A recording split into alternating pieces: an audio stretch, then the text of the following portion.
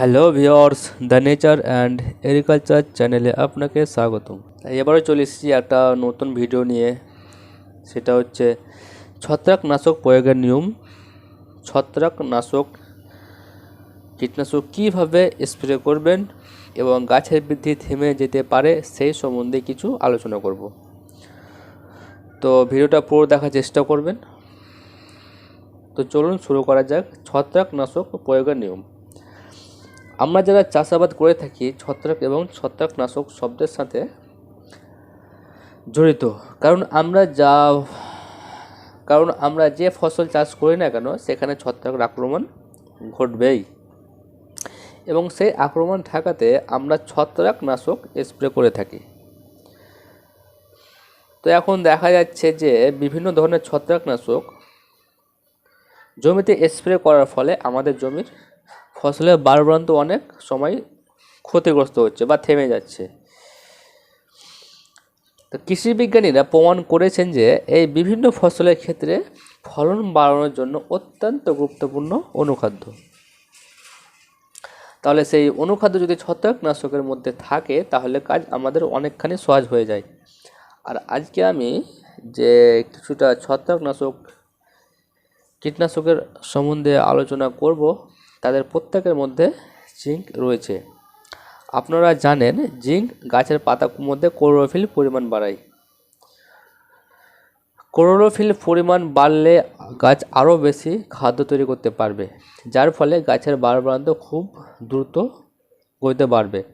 পরবর্তী সময়ে আপনি যে ফসল চাষ করবেন একটা ভালো ফলন আপনারা পেতে পারেন।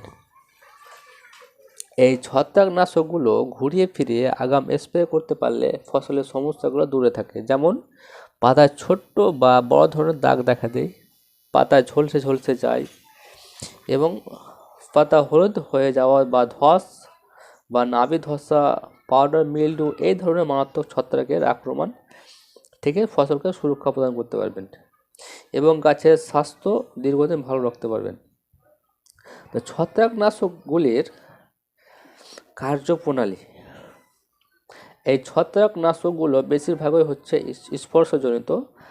তো আপনাদের খুব সুন্দরভাবে স্প্রে করতে বলবো, যেটা হচ্ছে কি পাতা এই স্প্রেটা প্রায় পাতার উপরে স্প্রে করলে পাতার উপরে একটা লেয়ার তৈরি হয়ে থাকে। পরবর্তী সময়ে ওই লেয়ারটি যখন ছত্রাকের রেণুগুলো পাতার উপরে পড়বে তখন এই বংশ বিস্তার করতে পারবে না এবং গাছটা মরে যেতে পারে, ফলে আপনার ফল সুরক্ষিত নাও থাকতে পারে। তো ছত্রাকনাশকগুলোর নাম একটু বলবো আমি।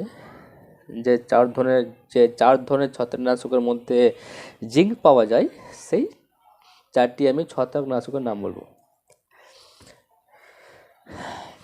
তো সেগুলো হচ্ছে আপনার ইন্ডোফিল Z78, এটা হচ্ছে ইন্ডোফিল কোম্পানির মাল। এর উপাদানটা হচ্ছে জিনিপ 75%। আরেকটা হচ্ছে